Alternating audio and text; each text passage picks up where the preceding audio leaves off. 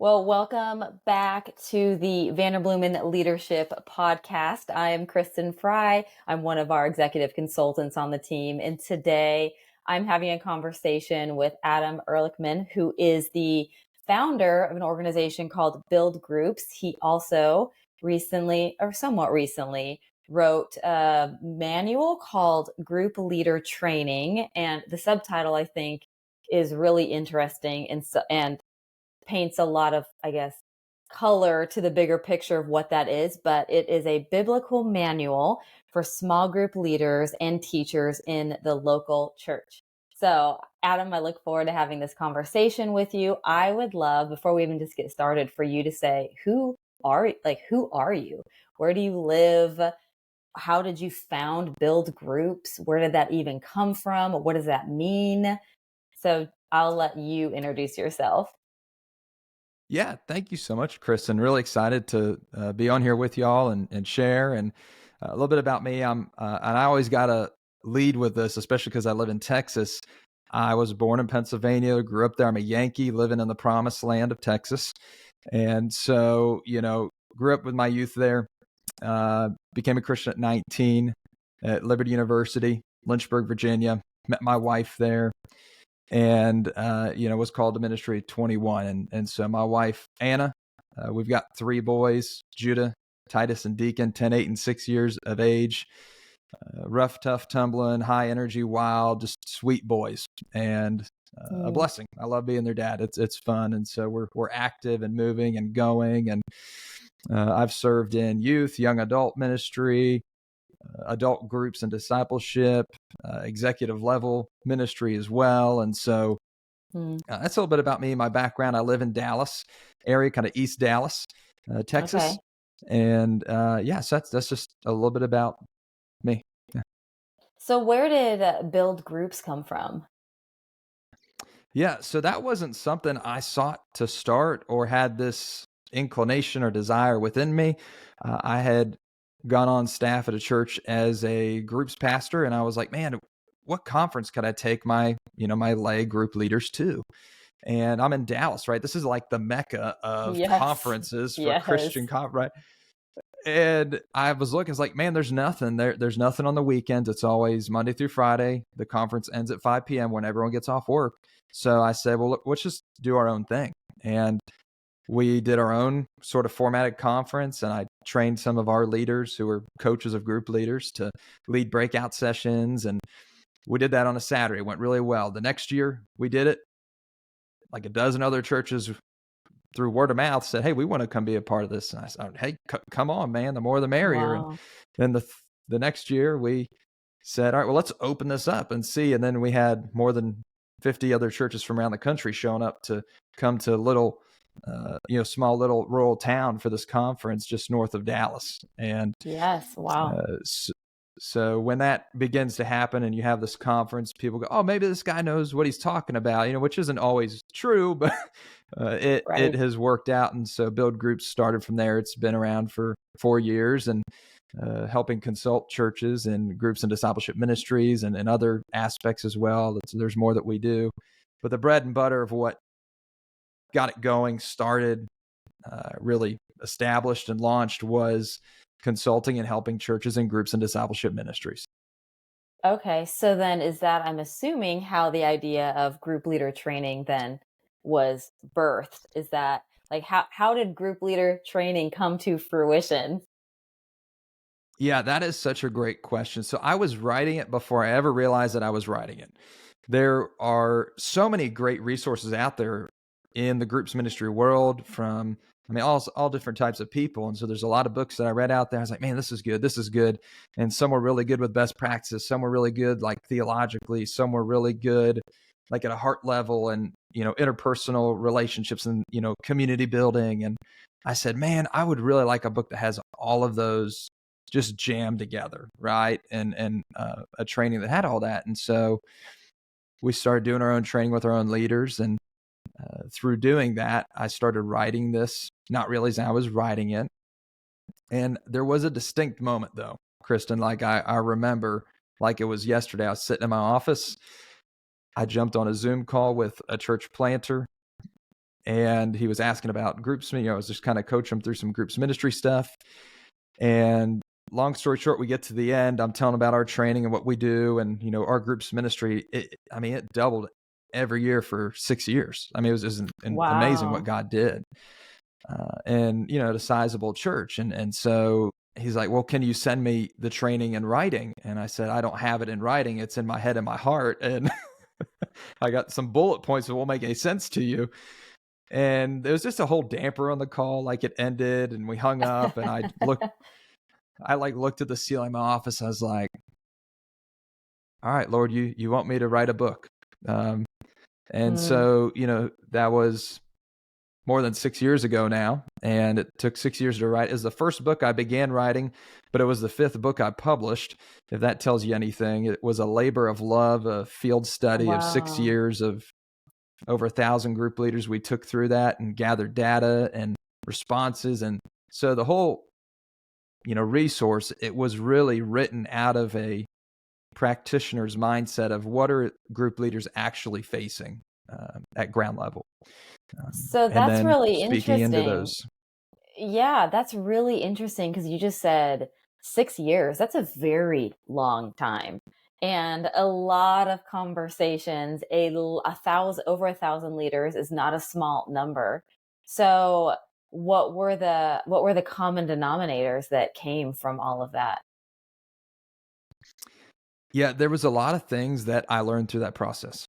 There were, there's some micro data that I could probably share with you, like specific questions we have in the training Yeah. that really opened up. And, so I'll give you one as an example, but before, I want to give you kind of a macro. One of the macro things that we learned was people were far more willing to lead a group if there was a clear pathway of how to start, be developed, and then a plan to deploy them. Right. And Mm-hmm. that's a large part of what I help churches do, is how do you discover, develop, and deploy new leaders and Yep. volunteers. Right. And so if that was in place and there was a plan, and you could communicate that clearly, they were much more willing to do it. Even though I had a guy, I sat across the table from him, was like, man, would you go through our leader training? And he goes, I'll go through it, but I'm never going to be a leader. And, today that guy, 6 years later, started a group, multiplied his group 6 times, and now coaches, 10 different group leaders. Right.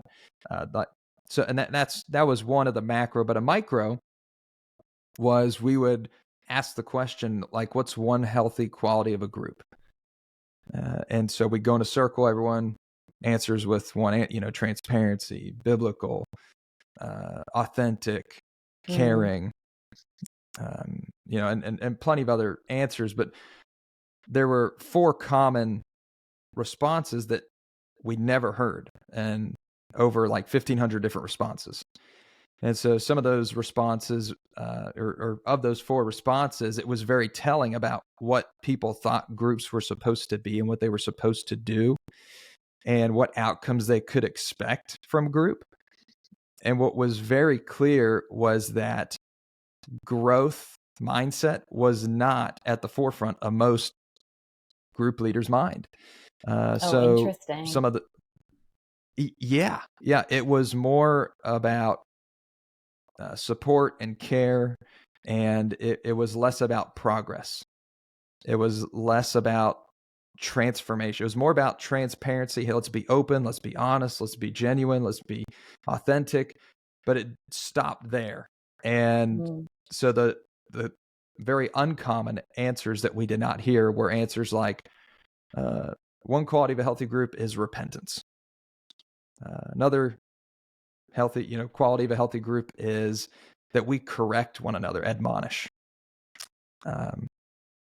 Grace, that we have grace towards one another. Or the 4th one was growth or transformation. Those were responses that we almost never heard, maybe 1 or 2 times.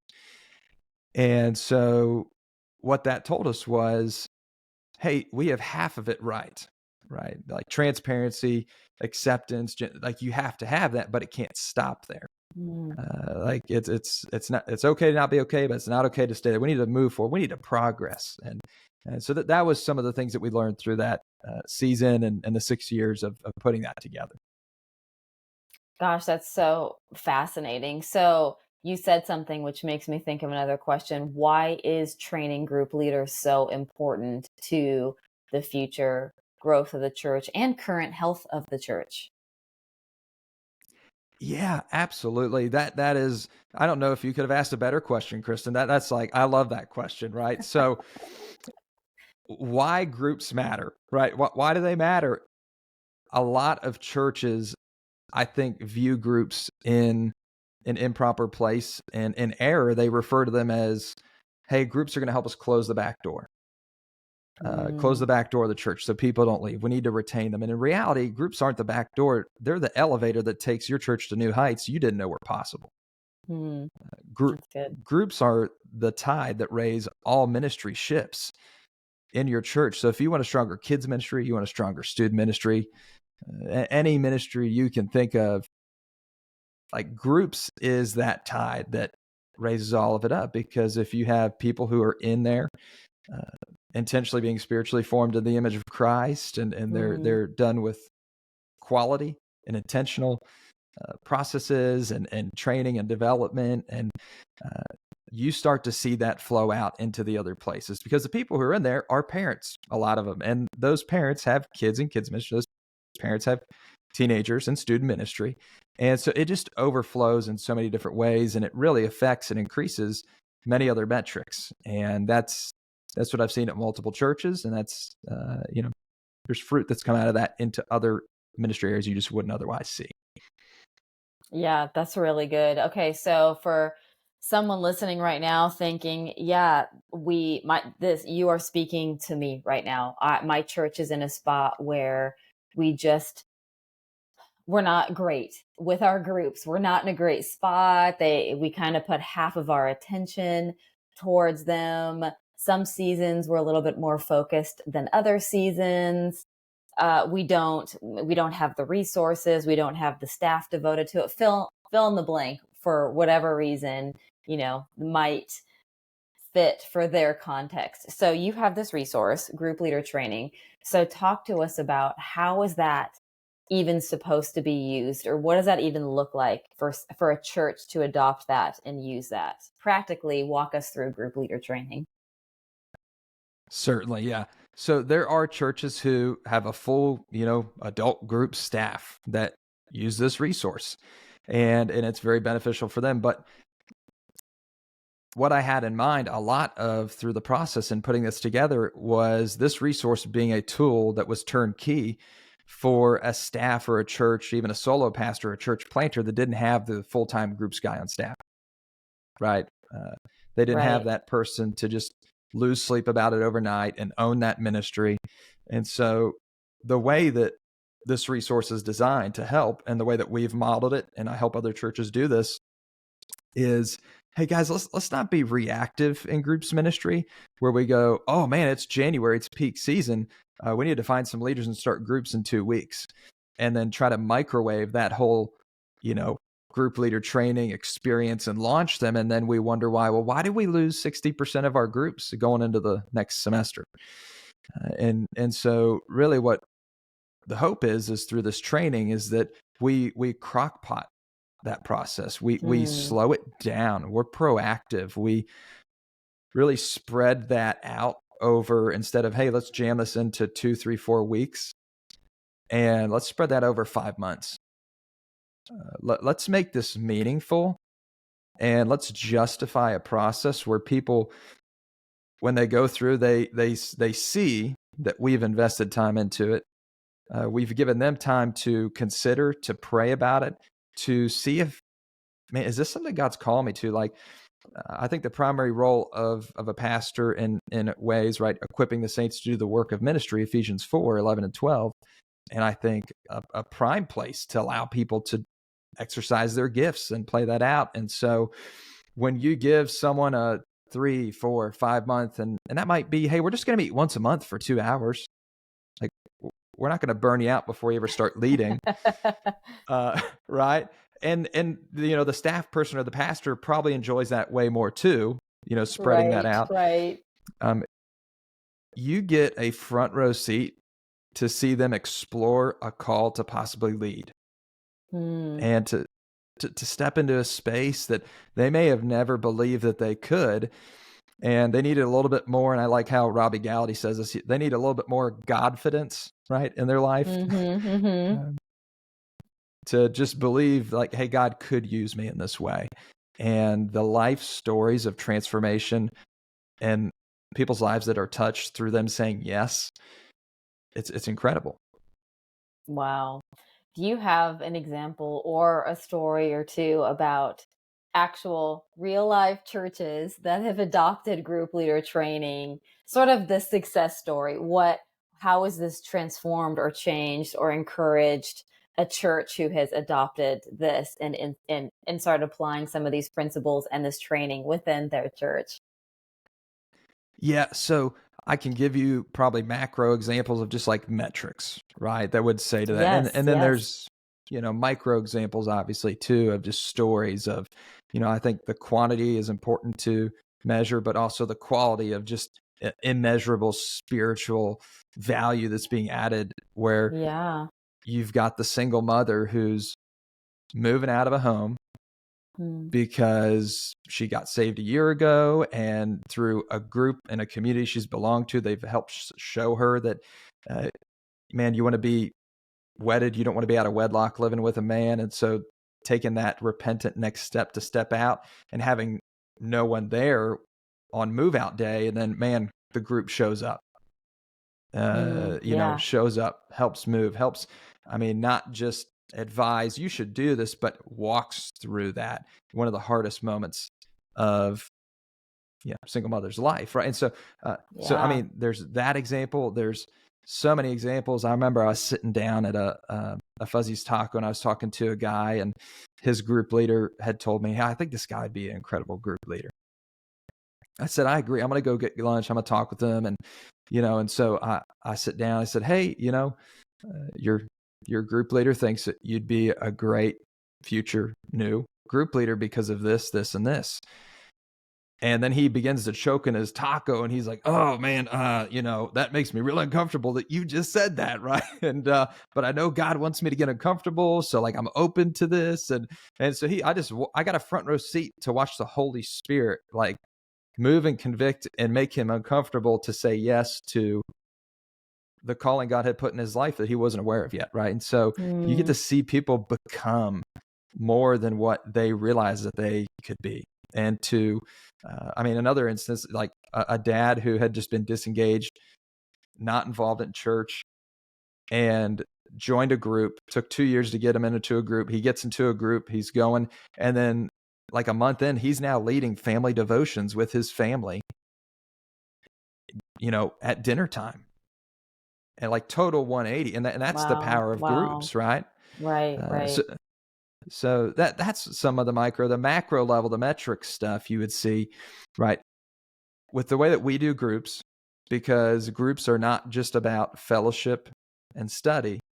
Uh, Groups are a prime place to mobilize people into action, into service, into sharing their Mm. faith, and that's what Jesus did, right? He A step of discipleship was moving his disciples into service. And so we train group leaders to do that. So in our resource, that's one of the 5 sessions is we train group leaders. How do you mobilize people to activate their gifts and begin using them? How to use a group, begin to share your faith? How do you guys as a team or as a community begin to be evangelistic and not just sit in a seat and learn your Bible for 10, 15, 20 years, but that you go actually live it out. Right. So, Yeah. but yeah, those are some of the examples of what we've seen come out of that. Yeah. Wow. I agree with you. There's just something so powerful that happens when we get into intentional community, the way that God changes us, the way our hearts expand for God, for people, for the people in our context, and then kind of on the periphery. There's just something very, very powerful about how God has wired us in the context of relationships, and relationships matter. And so I love that you are training churches and group leaders to walk toward intentional relationships and connection, Yeah. really. And it made me think of a question while you were talking. What, in your opinion, do you think is the biggest barrier or hesitancy for churches who were a little bit on the fence of going all in with groups and, for whatever reason? But what do you think prevents churches from really taking that step toward building this healthy framework of small groups within their church? Trust. Hmm. uh, it comes down to trust. You go back to the Protestant Reformation, even Martin Luther, he had a vision to equip home group leaders. And because of the movement and the potential of losing the influence he needed to move the Protestant Reformation forward, he cut that. He said, we're not going to risk it. That could get us some bad publicity.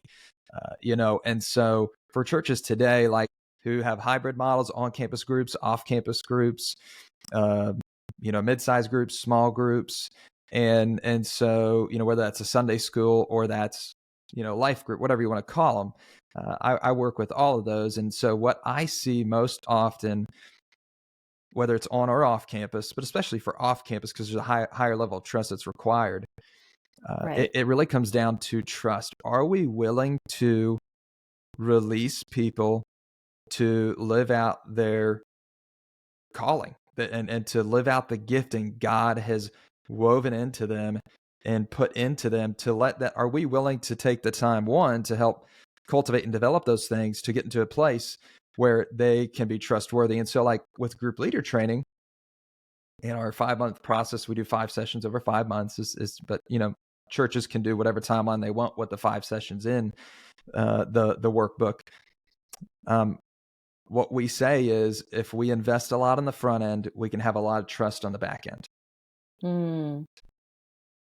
And that also really increased our retention rate of the amount of group leaders that came back the next season. We would only have about 2% loss, or churn, if you will, of our group leaders from semester to semester to semester. Yeah. And that's significant for the longevity and the health of a group's ministry that builds a culture, which, it's good to have strategy, but as said many times, culture eats strategy for breakfast. Yep. uh, Yep. if you have people who are in this for the long haul, that's huge. And so for pastors and for staff, and I empathize with elders and staff. There have been instances at different churches where it wasn't totally thought out and a lot of freedom was given to Yep. groups, and you get some messes, man. I mean, and so it's important to have an intentional investment on the front end to prevent a mess on the back end. But I would say this is, they are dangerous. Groups are very dangerous. They can be, to forces of darkness, to Mm. Satan, to sin. And at the end of the day, if you're willing to have an intentional investment process up front and begin to be proactive, it's worth the risk.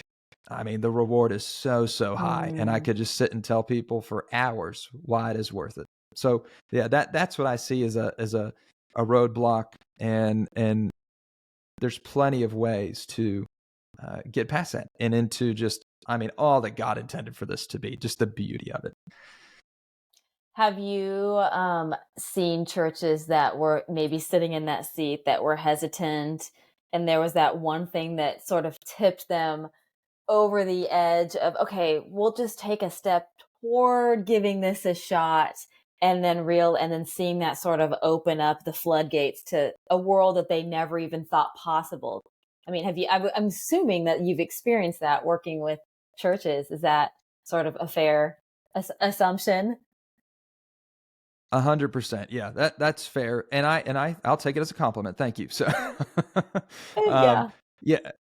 yeah, so generally when I go to work with a church or we consult them, the expectation is we're going to increase your volunteer base or your group leader base by 30 to 50%. And we say that Oh, because that's a good that's what, percentage.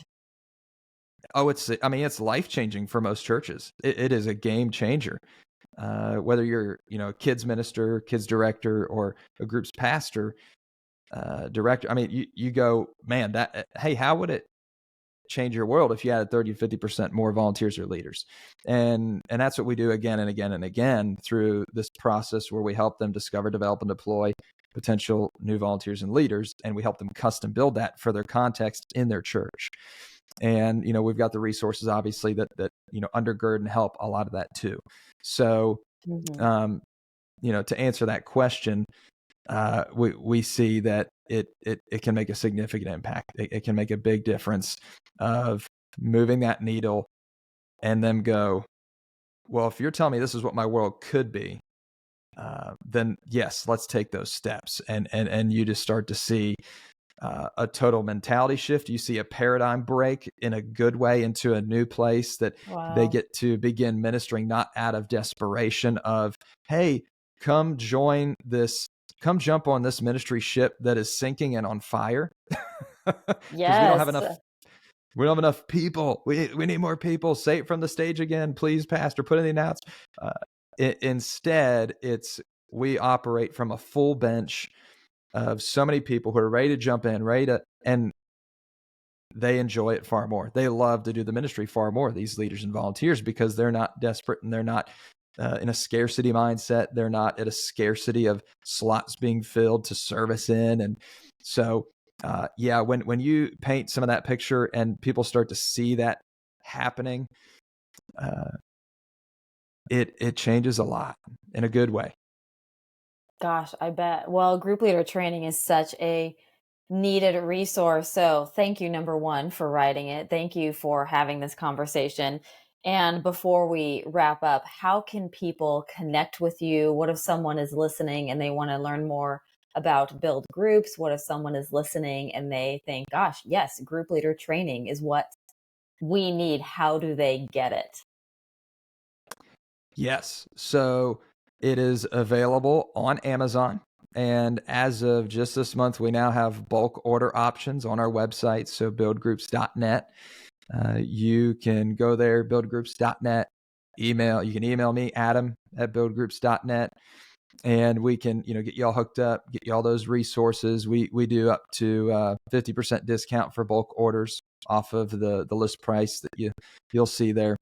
And so I mean, and if in a consulting side of things or whatever, if it's not just the resource, my cell phone number's 434-444-6376. And some people say I'm crazy to do this, but I just did that. So we're good. But buildgroups.net, get it on Amazon, go to our website, email Adam at buildgroups.net, or you can shoot me a text message. So. Yeah. Perfect. Bold move, giving out your phone number. Bold move. Well, we'll see how that goes. Yeah. You can report back later and let us know about that. But thank you for having this conversation. I really appreciate it. I think it's valuable and helpful. So thank you for taking time.